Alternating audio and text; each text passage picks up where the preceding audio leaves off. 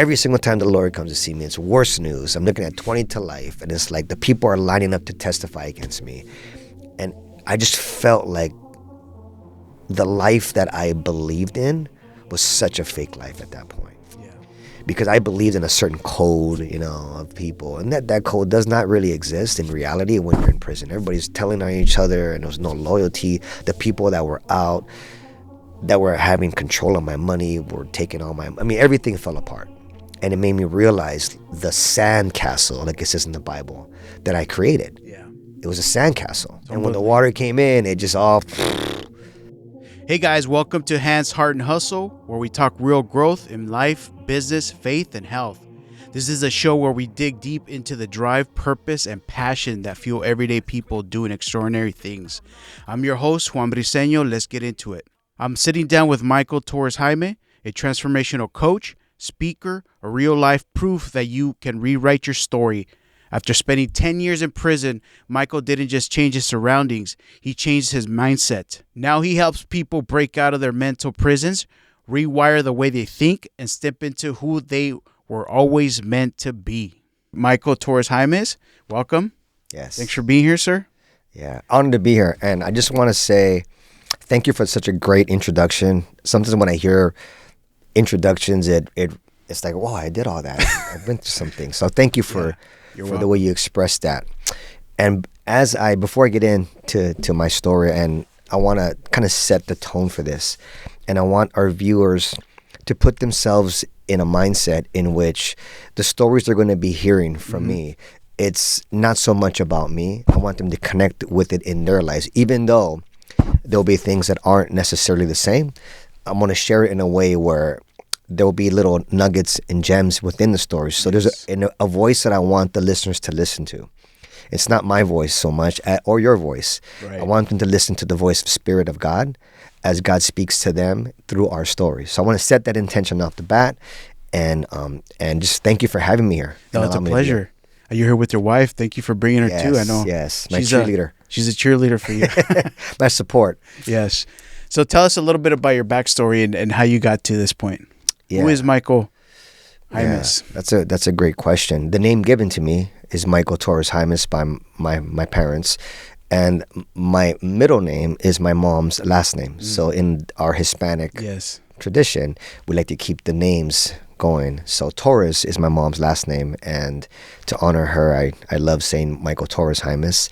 My mom has passed away a few years ago, 3 or 4 years ago, and so her legacy lives on through me, and so that's Torres, and Jaimes is on my father's side. And Michael, I think my brothers kind of came up with that were watching Michael Jackson and thought he was cool, and so I kind of got it from them.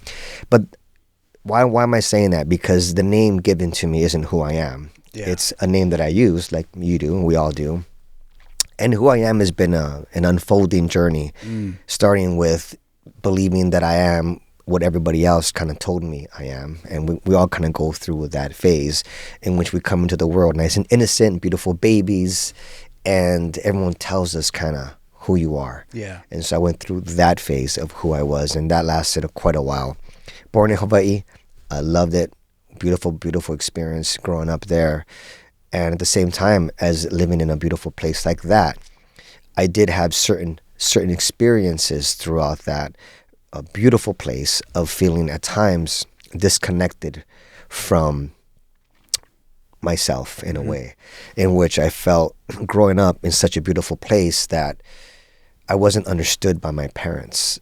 And my parents did the best that they could with what they knew and how they were raised. At the same time, for my type of personality, a lot of the strategies that they use in parenting didn't really work so well according to what they wanted. But now looking back, I see that all of it was part of a beautiful plan that God had for me to end up in front of you here. Yes. So that kind of unfolded itself in Hawaii, and we moved to San Diego from that beautiful place when I was about 13, and I was going to a private school in Hawaii, so I was very nurtured in private school. We lived in a beautiful valley, and it was very, very, I want to use the word innocent in a way, even though the way that I was disciplined wasn't so innocent.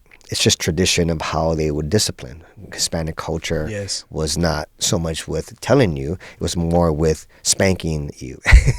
And today that type of spanking is actually considered abuse. You know, but they didn't know that then. That's just how they did it. So that created a lot of inner anger in me, and this rebel started to bubble up in me. And when I got into a fight early on, and I used violence because I was afraid,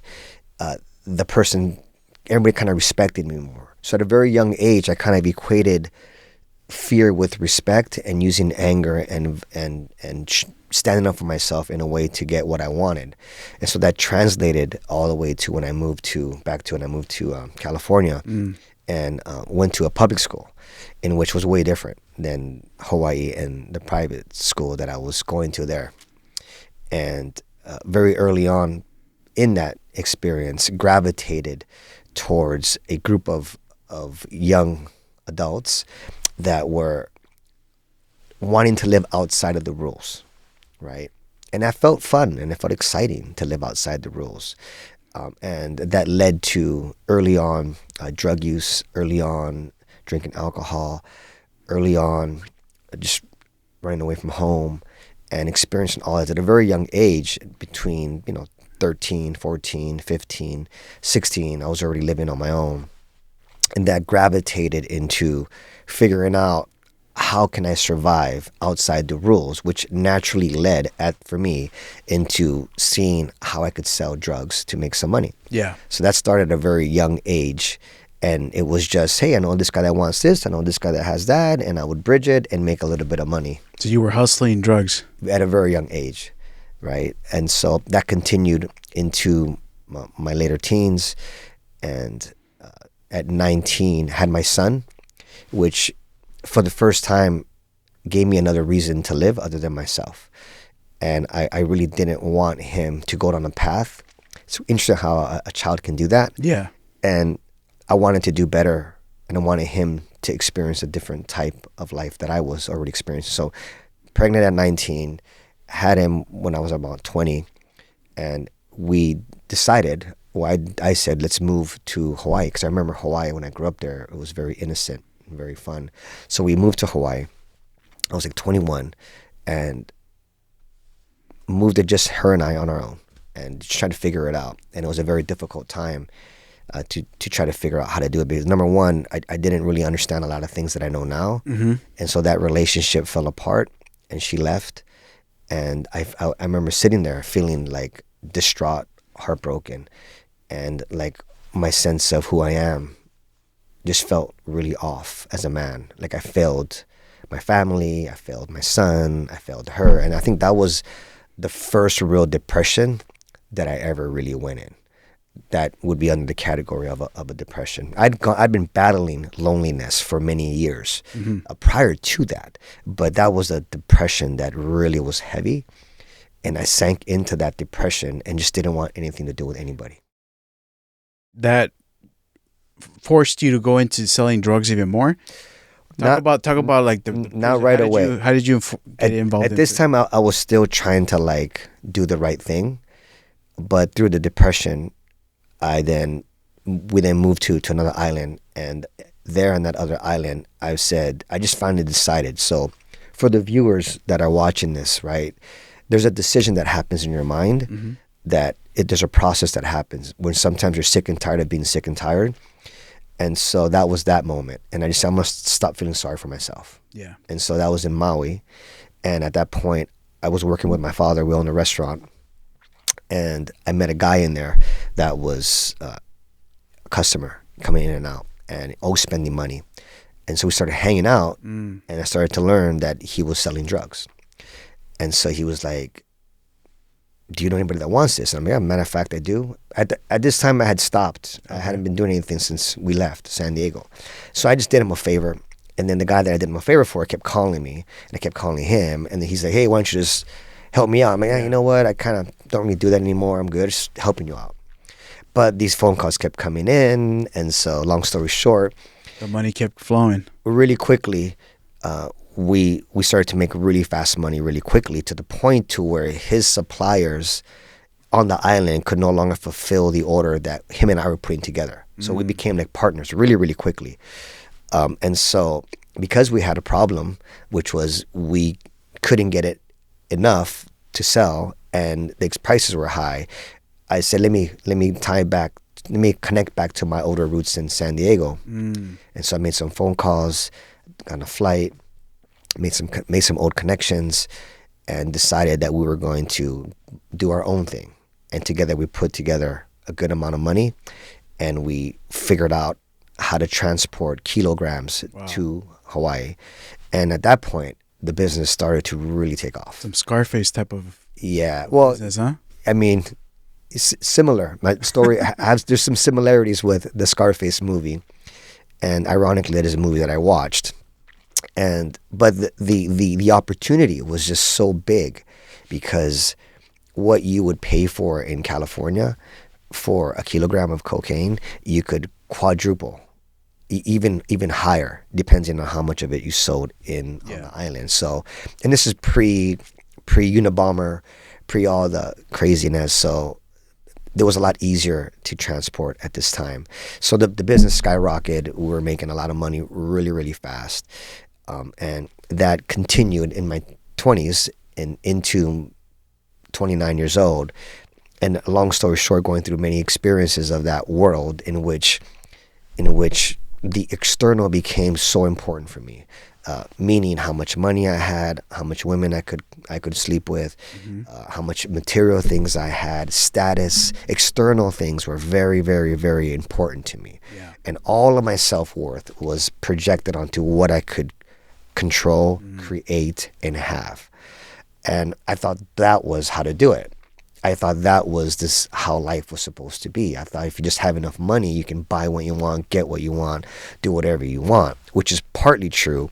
But the part that I didn't understand then, that I'm learning and that I've learned throughout the experience I'm going to share with you, is that when you have the internal happiness and joy and connection, then you can still have external things, but they no longer define you. Yeah. But I wasn't there then. At that point, I was like, more, need more.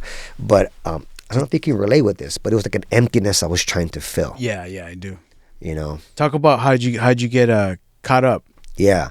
So on that journey, I was 29 years old, and I was indicted. So the way that I was indicted is, first I was arrested driving, and I had my first charge, but I was actually under the radar. They were looking for me already, because there had been some cases that had already gone down, and the two main people in those cases dropped my name. So I was on an FBI radar, but they couldn't pin anything on me. So when I got pulled over and they found drugs in my car, which was my first minor offense, the FBI picked up that thing. And so I was convicted. Well, I pled guilty for a really minor charge, which they gave me like a halfway house. So I was like, okay, they gave me a halfway house sentence, which is minor. So I'm going to still continue to run what I was going to run. It wasn't stopping me. And so I was going from the halfway house to work, playing under the radar and still selling a lot of drugs. And I got a job at a bank. I was a teller. I got a job at a teller at Wells Fargo.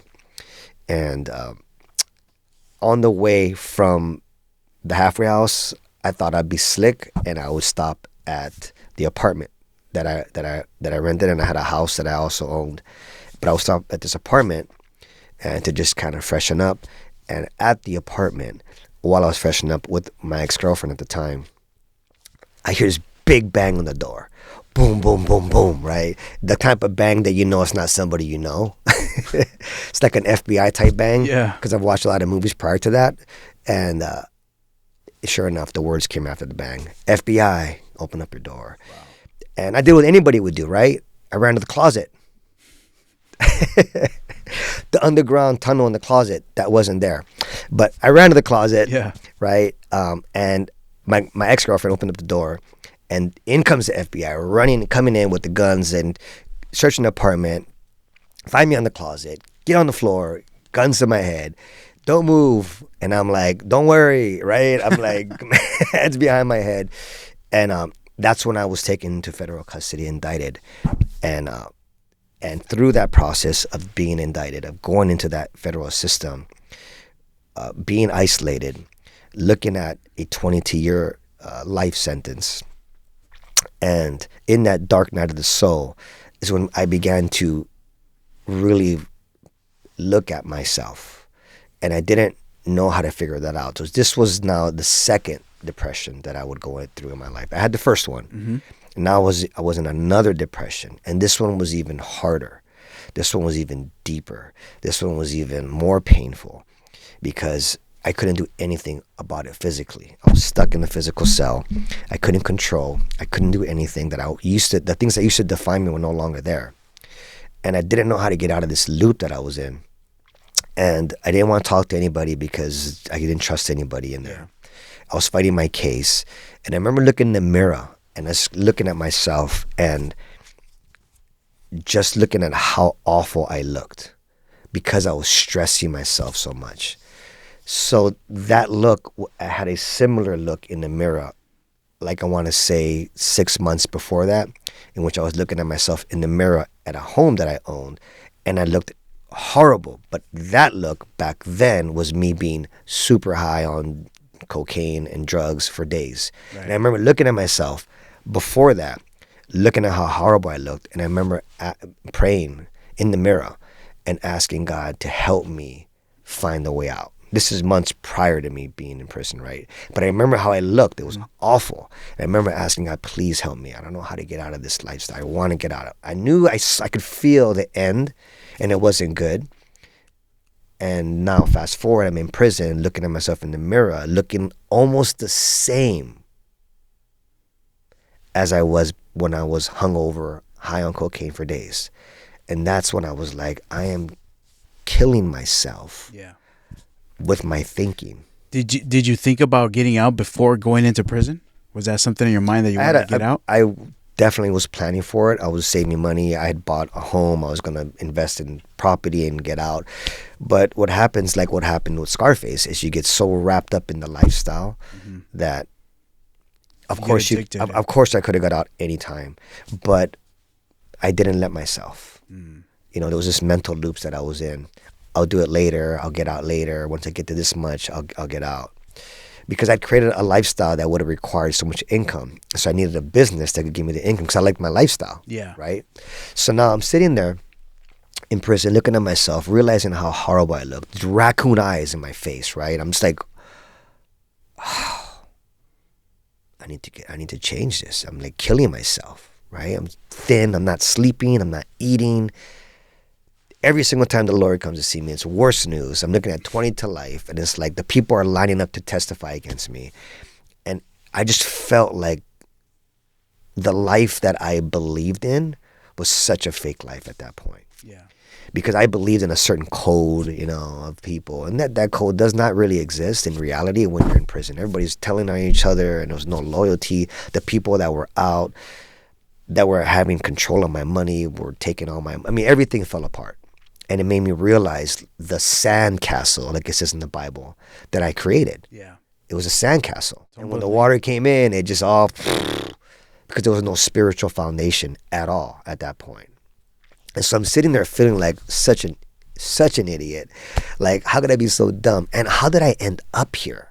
You know what I mean? Not how, obviously I sold drugs, but the deeper question, like, what happened to me? Because I was like looking at myself going like, I'm not a bad person, you know?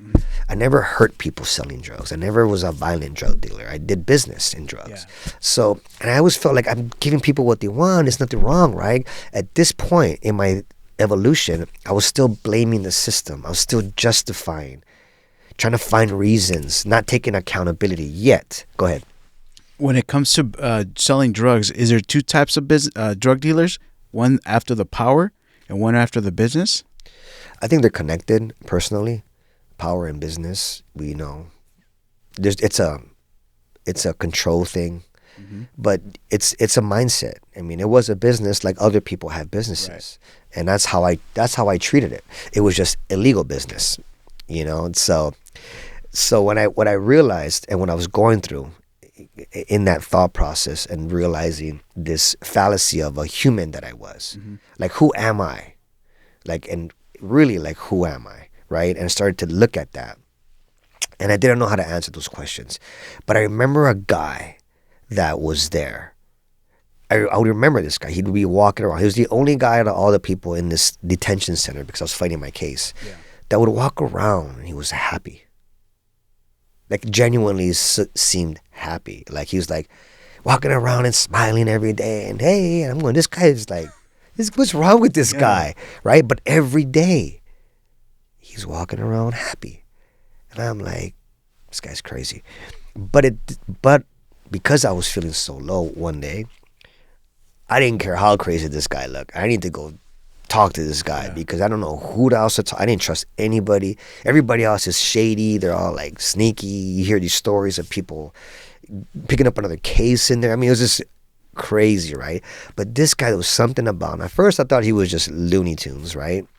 So I go to his cell and I knock on his door. Pap, pap, pap. And I open, he says, come in, and I open the door. And he goes, how you doing? I go, hey, Harold. I knew his name. I said hi to him here and there. This was federal prison, right? This is federal detention center. I was still fighting my case. I said, I need to talk to you, Harold. He goes, what about? I go, I don't know who to talk to. I don't trust any of these mother effers, you know. I said, you have this thing that you look like you're like looking like you're having the best time of your life in here. I'm about to kill myself. Yeah. And everybody else here is miserable. And you're not. Like, can you help me out here? I just need something to help me because I don't know what to do right now. I'm just really, really in a bad place. He goes, sit down, my boy. He sits me down. He starts talking to me. He starts speaking into me in a way that I didn't really understand at that point, like I understand now. How someone can speak into you, see something in you that you don't see. Right. And as he started speaking to me with these powerful spiritual words that he was doing, it didn't feel pushy. It didn't feel dogmatic. It didn't feel any religiosity. It just felt like he was speaking some truth into me about God. And for the first time in my life, I felt something that I've never felt before in this conversation that I can't explain in words. I think it's just something that you know, for those of you that are listening. Come to God moment. When you just feel something and something shifts in you. And I'm like, I want more. I want more of that. What's going on here, right? Because I didn't feel like killing myself, which was already a win. Yeah. But then I was actually feeling a little bit better about myself. And he was sharing stuff, reminding me of something that I never really knew. That's the answers that I'm looking for were inside of me. And it was through connection, through God, through deep meditation, through prayer, I could have that. And that God was love. He was speaking to this type of understanding that what I was searching for out here was in here. And that just started to shift something. And he shared with me some literature of a gentleman that he followed. And it was a guy from India named Paramahansa. He wrote a book called Autobiography of a Yogi. And he said, read these. And I started to read it. And I started to read, he was talking about the mind. He was talking about your habits. He was talking about meditation. He was talking about connection. He was talking about Jesus and different avatars and how I could be empowered from the inside out. And I started to something took over me at that point. This is 2002. That has not stopped to this day in 2025. And that's a fire, a burning desire to just want to know God more, want to understand things more. So was that how long were you already into the prison when you started? I was about 4 months in. So you took those full 10 years to actually work on yourself? Wow. It was a blessing in the beginning. And so I ravishly got into these teachings. I called my brother and said, send me books on this guy. And then something interesting started to happen is that people would come up to me and be like, hey, you know what? I don't know, my mom sent me this book. I think you would like it. So people started giving me books on personal development, spirituality. And I just started to read and learn. And then I would look at references and have my parents send me more books. And I started to study. I started to study history. I studied the Bible, the history of the Bible, history of just different things. And that turned into this inner search and learning. of working on myself really powerfully. And I went through the federal case, a federal trial at 20 to life, and I beat that in there. But before they released me, I beat the main charges, and I got found guilty of a lesser charge, kind of like what's happening to that P. Diddy guy right now. He got beat the main ones, the life ones, but I guess charged for a lesser one. I got charged for the lesser one. I was going to be time served. But before I was released, I was indicted again on another conspiracy that they had me connected to one of the kingpins. So long story short, I was brought in 2 different cases that were full conspiracy, 100+ people cases. And I connected in the phone calls with 2 kingpins on 2 different cases. I had my own organization that none of them came in. I came in by myself. That's why I said mine was an interesting situation, right?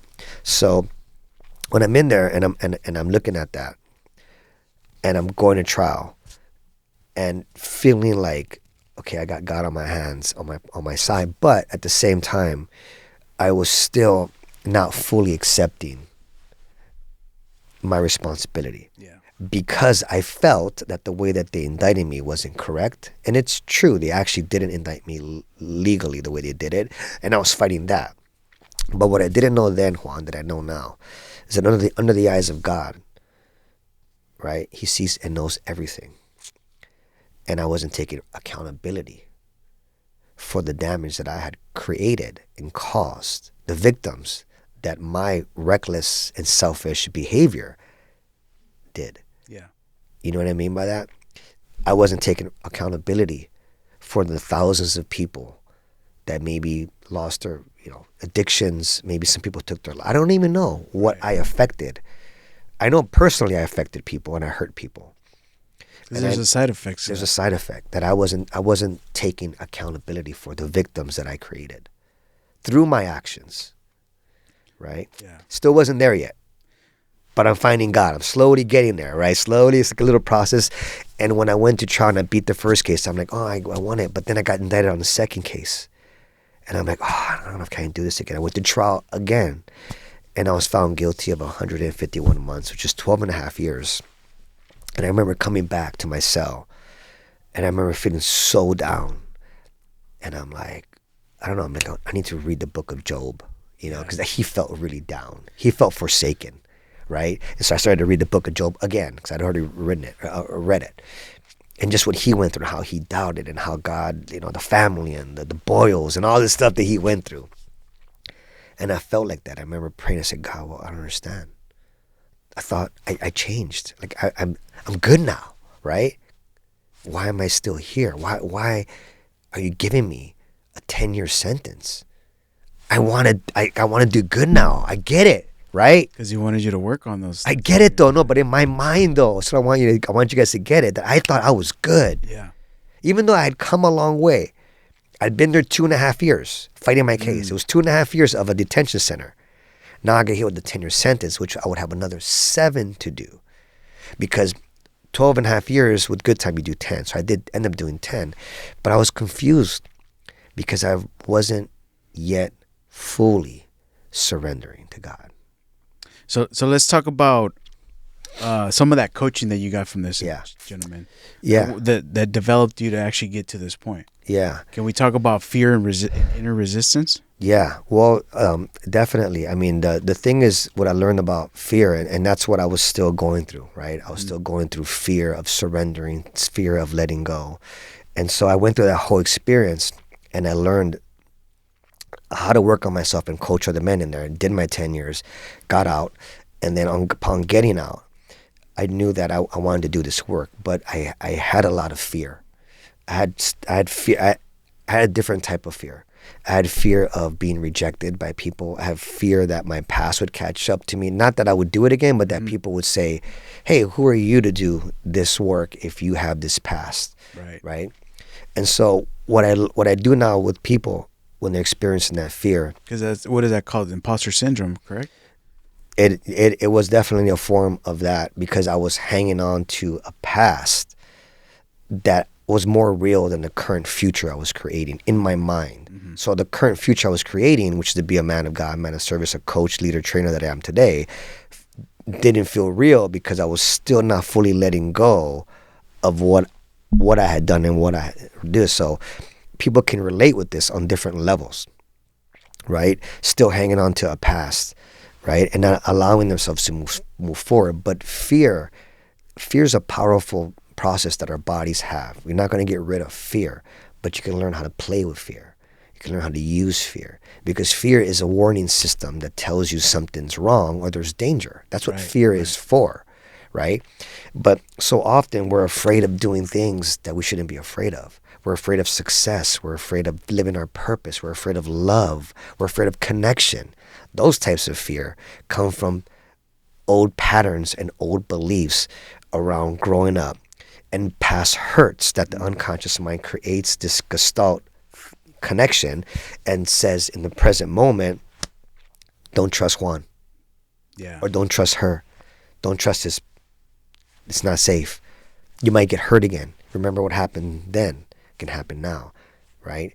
And so that's the unwarranted fear that we help our students and our clients release. We use a process and a method that I've created based upon very advanced trainings that I've taken throughout the year. We call it our 3RB method.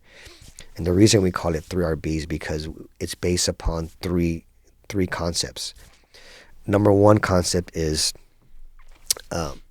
you have to be able to recall the root cause of what's going on. It's just like the plant, right, that you have right here, right? You have a plant and then you have a root underneath the plant. Right. And what a lot of therapy, a lot of coaches, a lot of personal development, they try to solve it at the surface level, which doesn't get to the root cause. Right. So the root cause doesn't mean you have to relive it. It's not like tell me why, but it's more like what's causing the reaction or the response or the stuckness, the procrastination, that not good enough. Where is this coming from? And it could be in this life, how you grew up. It could be in the womb, because you pick up emotions from your mom in the womb. It could be generational, because we know now, based upon science, that we carry in our DNA emotional stuff from our ancestors passed down through generations. Just like disease carries in our DNA, so do certain emotions and stuff and whatnot. Yeah. Or it could be if the person believes, some people believe and don't believe in past lives, right? So there's root causes to this stuff. So the 3B says first thing is recall in your body, because what happens when you have an emotion, a negative emotion or positive, your limbic brain releases a chemical, right? And that chemical is released into the body.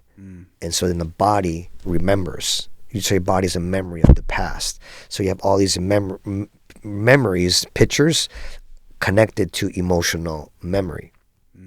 And that creates what we call baggage, right? So when those chemicals are released over and over and over again, your body that becomes familiar. It becomes what you know. So now when you're trying to do something different, it's like, whoa, that's not really who I am, although it is, right? It's like, because it's going, no, remember this. And so when the chemicals are released in the body, it's lodged in the body, it stays in the body until you release it, until you know what I mean? So the 3RB method is recall, right? And then once you recall, you go to the root cause, but you have to do it in a way where you're disconnected, disassociated, right? So first you got to feel it, then you got to disassociate. So we do something based upon timeline therapy, where you go up above the moment, disassociate from it. After you've associated, go back to that event, whether it was 5, 6, 7, 8, 10 years old, 20 years old, or generations or past life. Then you go up above it, so you're not connected, and you go before the event, and you ask your unconscious mind to give you the learning and the wisdom. Because once you get the learning, your brain goes, oh, okay, we learn. It's like going to school. You learn what you need to learn in 4th grade, and you go to 5th grade. If you don't learn, you repeat the grade. So a lot of humans are repeating the grades still in 4th grade. How can somebody break through this without? Let's just say nobody has access to this work. Yeah. Is there any breakthrough? Yeah. Well, methods? Yes, because even though what I'm giving you is the concept that you can apply. Okay. Right? You got to be able to look at what it is, right? Like when I was in prison, I didn't have this tool, but I looked at what is. I looked at how I became like that. What caused me? Oh, I see my parents and this and that, right? You gotta make sense of the cause. Then from there, you gotta be able to disassociate yourself and then give yourself permission to heal, right? It's a more, you gotta want it. You gotta want it. You gotta want it. And you look at all the biblical references to healing. Yes. Every single biblical reference to healing has to do with whose faith? God. Yours. No. Yes. Every single one. It has to do with the person's faith. It's an action. They could heal. Yeah. Even the lady that touched Jesus' garment, he said, your faith has made you well. Right? So it's the faith that we have that we can believe that we can heal. Time doesn't heal. People think time heals. Time gets you ready to heal, but healing happens instantly. The only challenge I have with our 3RB method is the recall, there's the recode, and there's a remember. That's the 3 R's, because there's something that you forgot about yourself. People listening to, there's something you forgot. When you were a child, there was a curious, innocent, outgoing, courageous, free, walk around naked, don't care how people look at you, right? All of a sudden, everyone's all afraid of how they're seen and how they looked, and comparison. That's not how you were when you were young. That's learned behavior. Right? That's a biblical moment, right? Yeah. When Adam and Eve, they felt ashamed. Absolutely. So the process can be done. Right? And you have to understand, number one, that time doesn't heal. Forgiveness happens in an instant. When I've done this training, I've done this concept in rooms with 100 people. And I've asked, who here has had something that they couldn't forgive, that they finally forgive? Who has had something? Who's the longest? And I go around the room and ask everybody, and I'll get the longest one, 20 years, 30 years, right? And every single time, I've done this because I've learned this from a trainer that used to do this. Every single time, it doesn't fail. When you really understand, when you really get the question down, and they get to tell you when it actually released, it was in an instant. It was in an instant when they actually forgave themselves. It took them 30 years to finally forgive. So forgiveness is instant. So they could do this work on their own, but hiring a coach, someone like you, can actually do it in an instant. Or it can help. Fast forward it. So the world of coaching is interesting, right? The concept of, do you need a coach? And the answer is actually, you don't need a coach, but a coach will help you get there quicker, cut corners, help you reflect. It's like a mentor, right? It's like, do you need a mentor? No, you can go build business the hard way and spend a lot of money and time, or you can hire a mentor who can say, hey, don't do that mistake. I did that one, right? The cool thing is that we live in a time and age where there's a lot of mentors and coaches online. So the information's out there. Right. But to have somebody that really looks into you and that doesn't judge you and that can be there for you no matter what. Nobody else is there. Not even your wife, not even your best friend, not even your mom, nobody else, because they all have certain things that they have interest in you. Get it? Where a coach is completely, a well-trained coach, because there's some that aren't really. Yeah, there's good coaches and there's coaches doing this. But a well-trained coach that understands the concepts, right? They don't have they're not biased. There's no interest on either way. If you go up to a coach that knows what he's doing and you start complaining about your husband or your wife, he's not going to say, he's going to help sit back and help you see the bigger picture. And what is it about you that's showing up, that's causing this connection, right? Or this result. So there's a lot of different levels of skill sets when it comes to coaching, because people communicate through words and through energy. And so the way that I mentor coaches, when I do mentor coaches, I help them look at the structure of sentences and look beyond what's being said. Because there's what's communicated in language, but we communicate through pictures and images and feelings, right? So our words aren't necessarily the images in the person's brain. I'll give you an example, right? When I'm working with someone, they're like, I really want you to help me get rid of this phobia. I have a phobia of heights. Okay. They're telling me they want to get rid of this phobia of heights, right? That's what they want. Yeah. So tell me, how would it look like if you got rid of the phobia? Well, if I got rid of the phobia, I wouldn't be so scared all the time that I go on an elevator. What type of image do you think they just created by that question, how they answered it? If I say to somebody, how would it look like if you didn't have the phobia? And they say to me, it would look like I just wouldn't be scared of being in elevators anymore. So they just gave the picture of being in an elevator. And they're trying to get away from what they keep creating, using words, because the unconscious mind doesn't process negatives. Don't do this. You got to think about not doing it, right? Instead of focus on what you want, focus on how you'd rather be. And like somebody being in debt versus somebody not being in debt. Yeah. You want to, they want to be wealthy and rich, and they keep talking about their bills and how uncomfortable, or they're talking about people with money and how awful they are, right? So there's a contradiction in energy, right? So there's images, and then there's energy, which is emotions, and the emotions are the energy that creates. So your thought is the intention, but your emotion magnetizes it and sends it out further. Right. You need both, which means you need the mind and you need the heart connected. Some people are all mind. They all got mind, they got the goals, they got the this, they can speak personal development, they can quote Bible verses, right? They got it here, but they don't got it here. Some people got it here, but they don't got it. They got their heart, they're loving and trusting, misaligned. But they're not rational. They go in relationships that are toxic, or they make business decisions.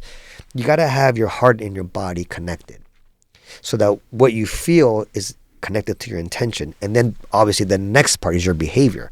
Does your behavior match your intentions? Right? What you do and behaviors, all of it's unconscious, all of it's programmed, and all of it's automatic. All behavior is automatic based upon years of programming and learnings, right? Let's talk about that. Let's talk about borrowed beliefs, because you mentioned it earlier. Some of the stuff comes from being in the wound. Yeah. Think about, so the concept is interesting, right? A borrowed belief, right? The reason why I use that concept so strongly is because you have children, right? And for the viewers, have children as well. If you don't have any children, you've been a child, right? And so what do parents do, right? They install, hey, you should do this, and you should do that, and don't do this, right? And think like this. This is what happens growing up. And so those beliefs aren't really the kids, they're the parents and whoever influenced that child. Aunt, uncle, culture, TV, now it's the phone. Yeah. Right? And so these beliefs are created based upon decisions. So how is a belief created? A series of decisions, and we're making thousands and thousands of decisions. We have 50 to 70,000 thoughts a day. We're making 30 to 30,000 decisions a day. I know that sounds crazy to think about it, right? Like, I don't make 30,000 decisions. Most of those are unconscious, right? They're just happening. Like you're brushing your teeth, you're not thinking about the decision. Decisions split decisions, right? Decisions over time create beliefs. Then beliefs create core beliefs, and then core beliefs create deeper values, right? And that's what drives us, our beliefs. So I say borrowed because most of 90% of people's beliefs are inherited from how they grew up between 0 to 8 to 10. Because that's when your brain was in the most evolved, the fastest learning brain you'll ever have is between that age. It's neuroplasticity. You're in theta state, which means you're in a hypnotic state, which is when you see a child. We're at my wife's family yesterday, and our little nephew, he's like 4, right? And he's like walking around. He looks like he's kind of like,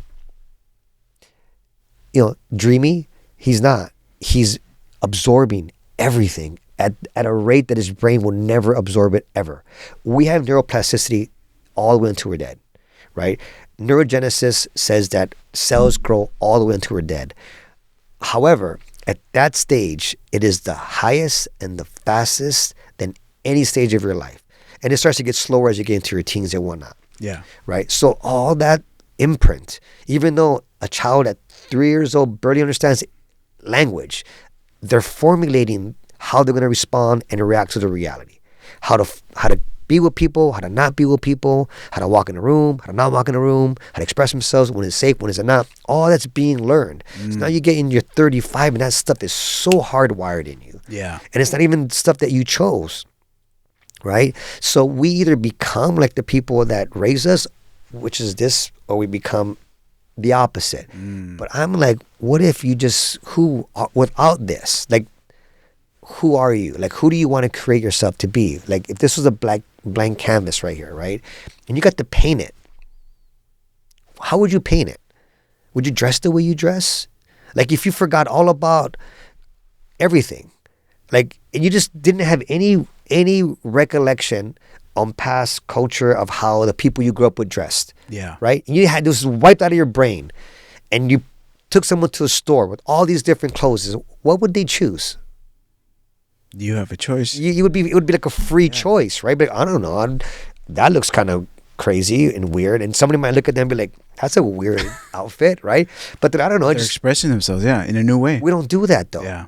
We don't do that. We're always so worried about how I'm going to look, how they're going to. And I get it. Yeah.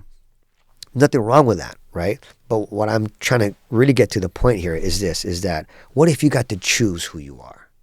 Like, I would never have dressed like this 25 years ago. Never. I recreated myself. Yeah. Right? I coach. We coached the other day with a nonprofit of the Baptist, American Baptist Church. We did a seminar for them. This is like a couple weeks ago. I've certified the chief of police, Joseph Polino, San Bernardino. He's in my class. I've coached CEOs, business people that, according to my past, I should never be coaching. Right. You know what I mean? Right. So I didn't let my past dictate my present or my future. I got a skill set that I've invested years in, trainings I've invested years in. I'm not just a coach because I woke up one day and I said, I'm going to coach you. I've invested time, energy into a skill set that I have. You have a track record. And so why not? Why can't I be amongst the best in the elite and coach whoever I want to coach? I coached a millionaire guy the other day. A guy that mentored me in business now asked me to help him coach in his mindset. Why is that? And what I want to share is not to impress upon me and look at me and what I'm doing. I want people to realize, like, don't be tied into your back by your borrowed beliefs. I get that that's what you know. But if all that was gone, like, what would you be doing? This is why, like, you've been in our program, right? And as a result of being in our program, things happen. This just happened. This was a vision you had. You didn't have this. You're like, I have an idea I've been wanting to do for a while. That's true. Right? That's true. And you did our program. We did breath work. We did accountability. We held you accountable. You had a community that was like supporting you. You had me saying, come on, let's go. Every week checking in on you. Breath work to release emotions, get a little bit more clear. This came out of it, and one other thing came out of it. The men's group. And another really powerful thing came out of it was a reconnection, a deeper connection with your wife. My wife and son. With your son and with your daughter. She started going to the gym with you. Yes. Remember that? These are the fruits that when you step into who you're meant to be. Because in life, I learned this from my friend Damon West. He says life is like prison, and prison is like life in a way. It's just different types, but same concept. Yes, because you're in a prison of your head, right? Absolutely. And that was the biggest lesson I learned in prison, that before I went to prison, I was already in prison. So I help people break out of that mental prison that they're in. They don't even realize they're in it. That's the thing. They don't even realize it. They think the it's abnormal, all good, right? It's normal to them. But imagine a pot of boiling water, right? This is what life, if you can imagine this, right? It's a metaphor. And you put an egg in it. The egg, it's hard, right? Yeah. In life, if you become too hard, you close your heart. That's how I was. Didn't let love in, didn't let love out. Use fear, hard, gangster, do this, do that. Listen to me, kick your ass, right? Right? If you put a carrot in a pot of boiling water, what happens to the carrot? Softens, right? Soft. Life, you get too soft, man. People walk all over you, push you around. No one respects you. No boundaries. You get used, pushed around, right?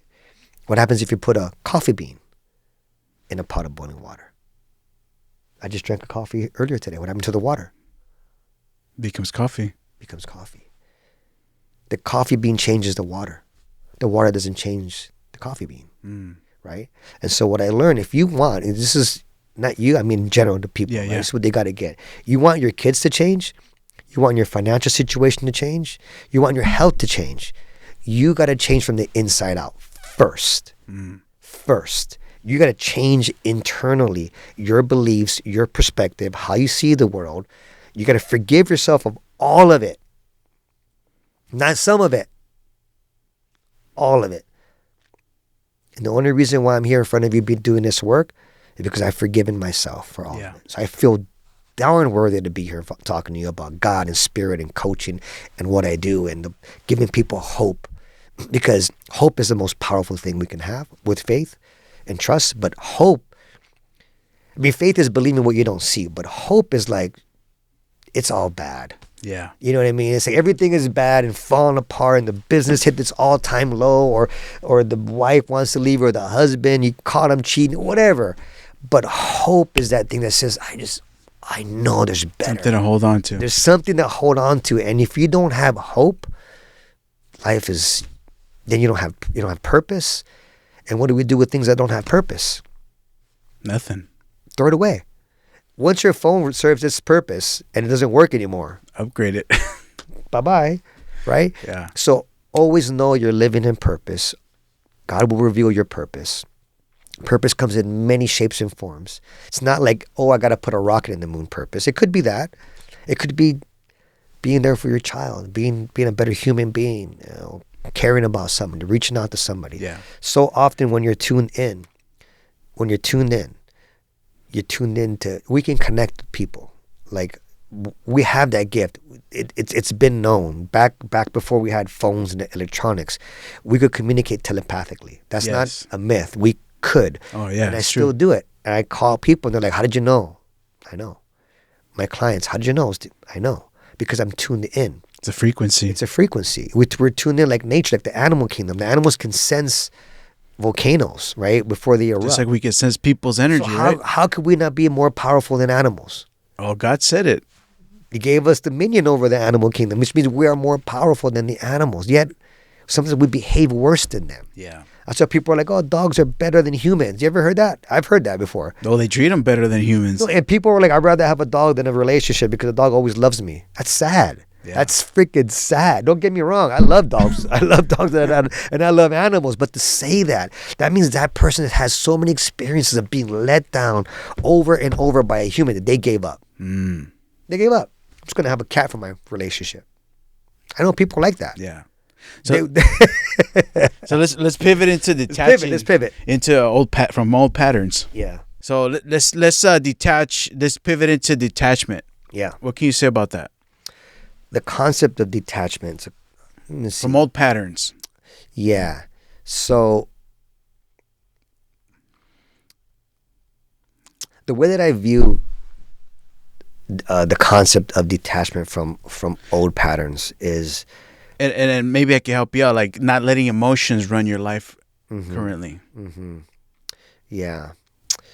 Well, with not letting emotions run your life is really, it's actually a lot more simpler than people think, because you can control your emotions. Mm-hmm. So what happens a lot often is we let everybody else control our emotions. I mean, everybody. I'm using that term pretty wisely. I mean, cautiously when I say everybody else. I mean, everything outside of you is always changing, right? So sometimes people are like, oh, I don't know how to feel love anymore. I don't know how to feel joy, right? But if I was to walk up to that same person and be 1 inch from them and go, they'd be angry. So you can feel. Yeah. You just blocked it out. Right? Some people have just conditioned themselves to be familiar. They've taught their nervous system over time to be sad and depressed and I can't and all that, and the beliefs, right? So how do you detach? You got to, it's like, think of it like a record. Mm-hmm. Right? A record player, because you're old enough to know a record player. Most people are like, what's a record, right? It's a disc that used to play music, right? And it had all these little grooves in it, right? And those grooves, when you put the needle, it plays the same tune over and over again, right? So how would you change it, right? Because it's playing. Well, some people say, well, replace the record. Well, yeah, you can replace the record, but it's a record that's been playing for so long. How do you replace a record, right? So you got to interrupt the record. You got to do a pattern interrupt.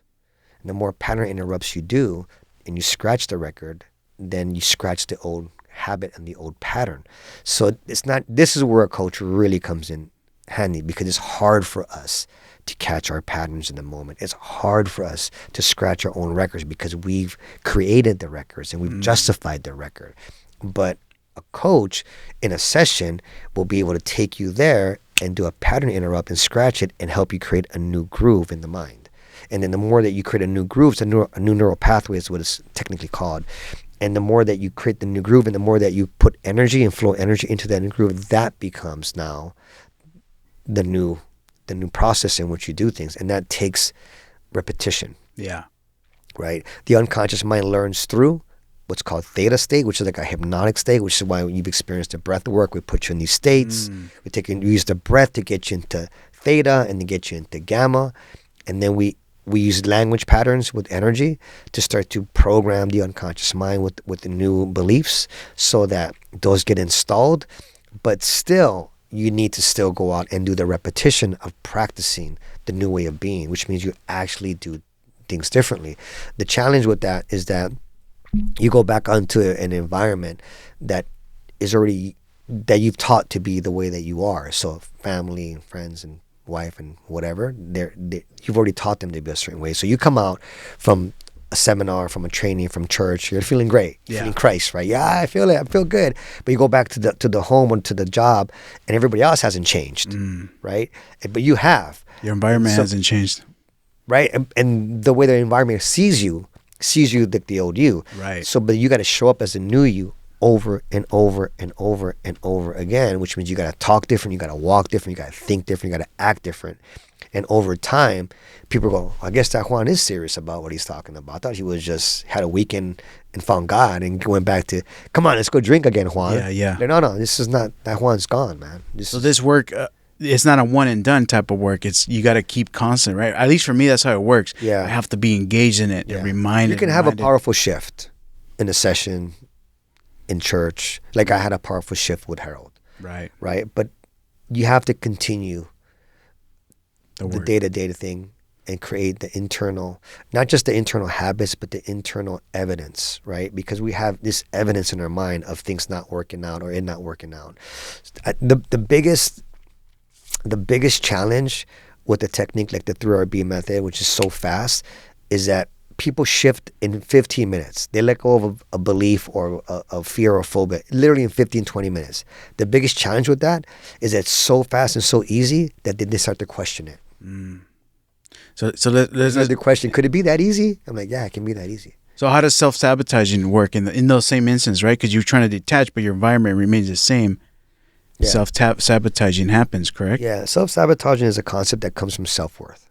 When you really peel back the layer of self-sabotage and what it is. Like self-sabotage basically is I do something that hurts myself. That's the concept. And people usually use that word with people that hurt themselves physically. Oh. That's how it's kind of defined in the dictionary. But there's many forms of self-sabotage. It could be not just physically. It could be a relationship. It could be my goals. You know what I mean? It could be the addictions as well, right? So it's saying that I will prevent myself from achieving the thing that I want. Why would I do that, right? The core, when you peel back the layer of a self-saboteur behavior, it's got to do with the self-worth. Like, do I internally at my core really feel that I deserve that? And if I don't, then unconsciously, I will mess it up. That's part of it. The other part of it could be motivation. Pain motivated versus pleasure motivated. So if we're pain motivated predominantly and we achieve the thing we want and we use pain to motivate us, logically what comes next? Pain. You have to create more pain. Yeah, create more to pain. Keep being motivated. So and sometimes creating more pain is losing the thing you got. Yeah. Making money, losing money, making money, losing money, making money. There's a cycle a lot of entrepreneurs go in. That's where true. They make them, and then they got to create more pain, but then they don't ever get to where they want. You have to create external goals that are driven, pulled goals that you're pulled to. And to me, the most powerful goals like that is God-given goals. Yeah. When they're God-given goals, they're bigger than you. If it's just me and I get my house, cool, awesome, I got my house, right? And that's why is important too. A lot of people have a set goal, And then they set that goal, and then they fall back into old habits, correct? That happens too. Yeah. Right. I think God's vision is everyone has a right to tap into that, regardless of where you believe or what you believe. I think there's so much division sometimes with how to believe in God and what to believe in God, and even within the Christian community, there's division. No, you should believe like this, and no, the Bible doesn't say that, and that one is, and all this. I feel misses the mark of what Jesus really was trying to get us to see, which is there's one God. He's my Father. I'm the Son. Look at how I treated you. And he built off of the confusion of the people at that time. He didn't try to tell people they were wrong. You know what I mean? He showed them.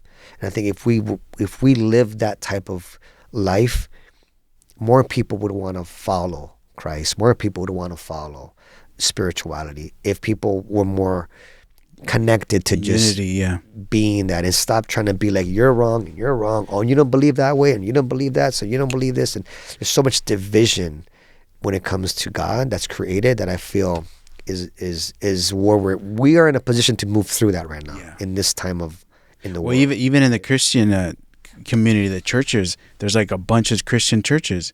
They're all within that same realm, but because everybody thinks different, like you just said. I mean, there's topics. I mean, like look at what's happening right now in Israel. I mean, it's like, people know the history of that, how that happened, where the Israelis, the Jews and Jesus, and they were part of the crucifixion, right? And what is predominantly America? Predominantly a Christian country. It was founded on Christian principles. There's all kinds of people from different faiths here because it's America. But predominantly, you look at the forefathers of this country, it was based on Christian principles, right? Right. Who went to go save Israel? Us. Who killed Jesus? Us, right? The Jews. The Jews were the ones that got the Romans to kill Jesus, right? Yeah. So there's a lot of historical stuff happening right now in the world where the tides are turning. And things are happening, but do people see the bigger spiritual thing happening, or are they stuck in the little things that they see?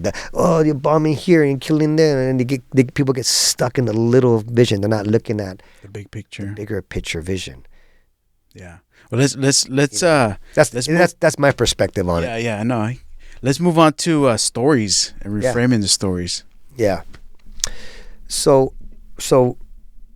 a reframe is a really powerful technique that we teach, but you can just learn it. Basically, a reframe is this: you take an event, whatever the event is, and you look at it in the frame that you look at it, because we all look at it in certain frames, right? Right. And we look at things based upon what we see, what we hear, and what we feel, and then we have an image of that frame. So if you have an event of something that happened, you'll tell me about that event, right? And that's how you see it. A reframe is just saying, what if you took that event, the same event, right, and you gave it a different context? Like you changed the context, meaning you changed like the environment of it. The same behavior in a different environment. So for example, you say there's take a 13-year-old girl who's being really stubborn with going to school, for example, and the parents like, gosh, my 13-year-old is so stubborn, can't get her to go to school. She doesn't want to go to school, right? You go, yeah. What if we take that stubbornness, imagine her when she really knows her purpose in life and her career, she would never let anyone deter her. She'll be strong. That stubbornness would be focus. Yeah. That's a reframe in a different time. The other type of reframe is you give the reframe a different meaning. Same event, same picture, same frame, but you change the meaning, right? It's called a complex equivalence, which is one is a meaning reframe, one is a complex equivalence, means you take two things that are similar and you make them one. Got it. So they're just different ways of, and the reason why reframes are so powerful is because it gives us different perspectives of seeing the same thing, which requires the individual to have an open mind, which requires the individual to be respectful of other points of views, which is why in my understanding, in my work, if you ask me to talk about a certain topic that's a little bit more controversial, I won't talk about it unless I can see both sides of it. Yeah.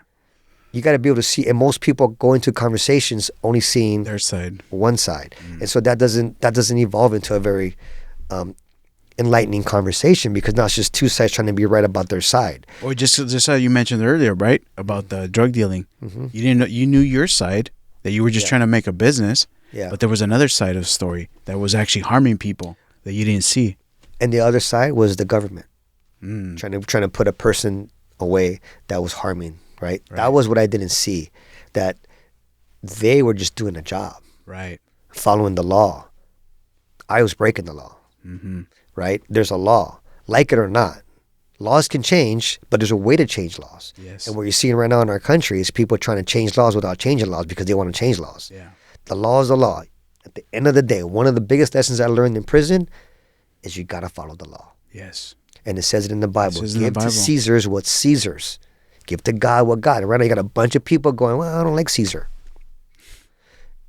Change it. Go to Congress. Get votes. Exactly. Get people elected.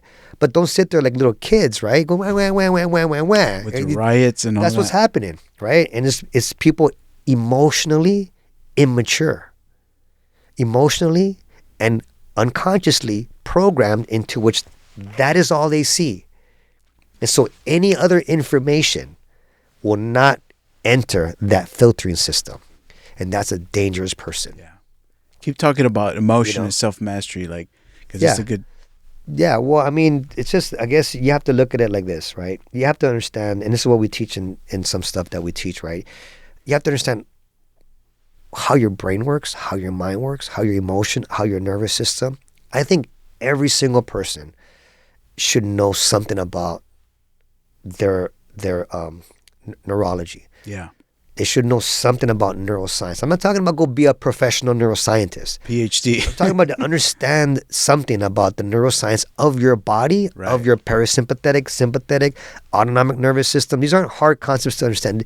There's ways to explain that very simply, how the neocortex work, how the limbic, because when you understand how you work, it's like going to the store and buying the most state-of-the-art vacuum cleaner that can do so much more than just vacuum the ground. And all you ever do is vacuum the ground. Yeah.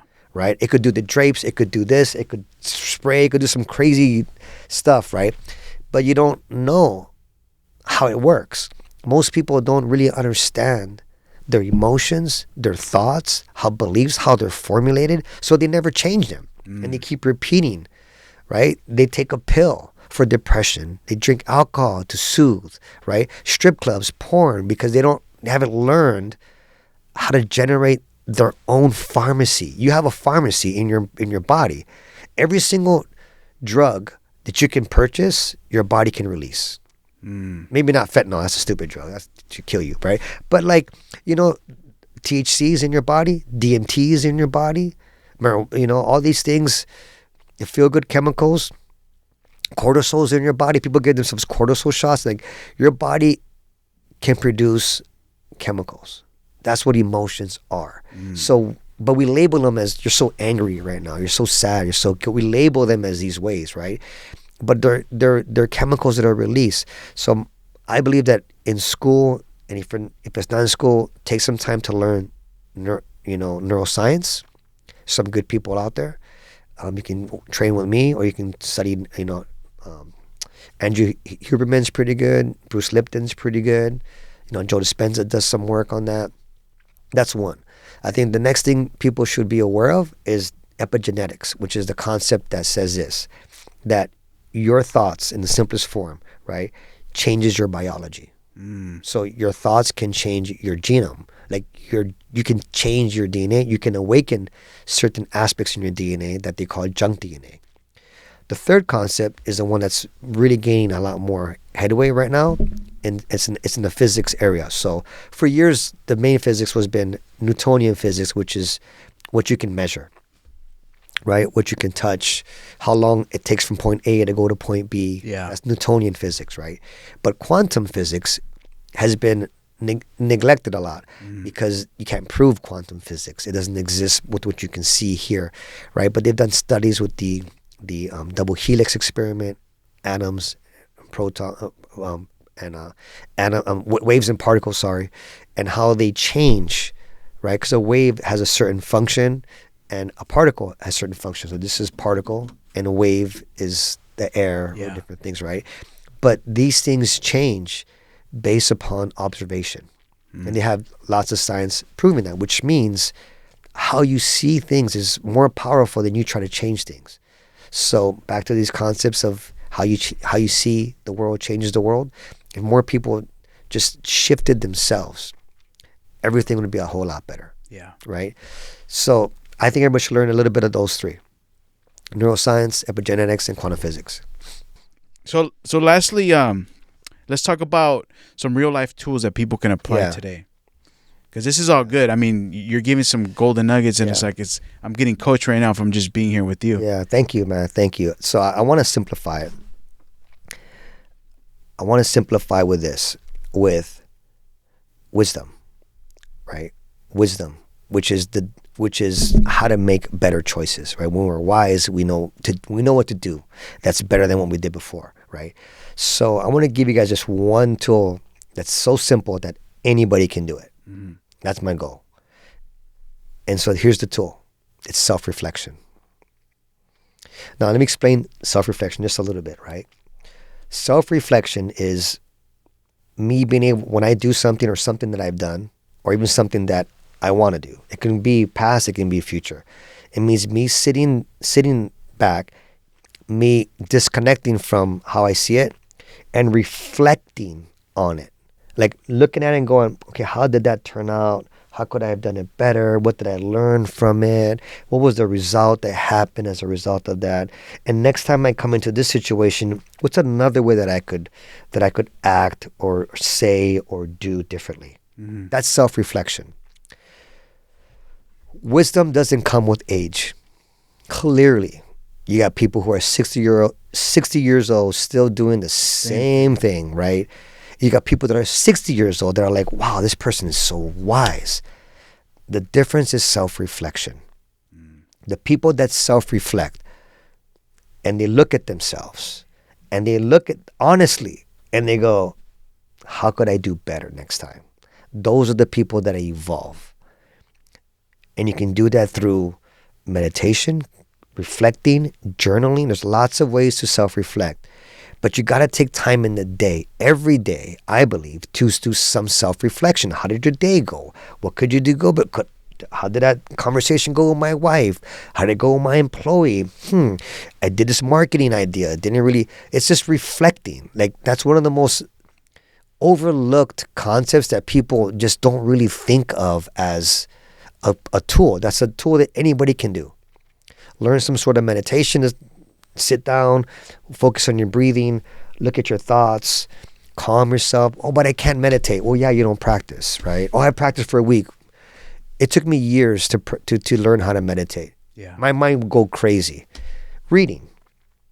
Oh, but I don't know how to read. I don't read. I get distracted. Well, you don't practice. Make time to reflect. Study people who have done things before you. I like to read. Reflect. I like to look at autobiographies of people that I admire. How did they get there? What was their life? How did they overcome challenges, right? And then the second one would be tap into the future version of you. That would be the most ideal, living the lifestyle that you will want to live. And then ask yourself, how can I be that person today? And start teaching your body neurochemically and behaviorally, how would that person be today? So, for example, if someone's like, well, I work in this career, but I would love to have my own business and I love to have my relationship and I want to be able to have the body and health.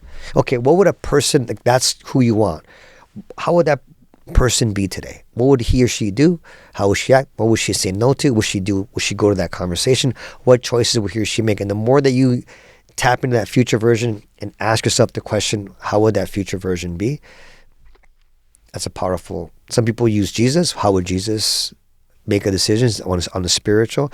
But I like what Matthew McConaughey said in a speech about the person, the hero. Yeah, that's a good one. That's a good one, man. I think that's simple. Future hero.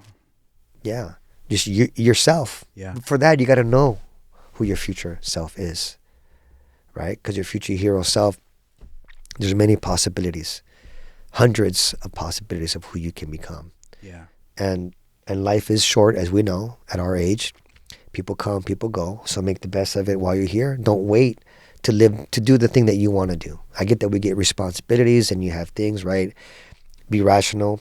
But I want to encourage people to follow their passion, follow their dream, follow their God-given vision.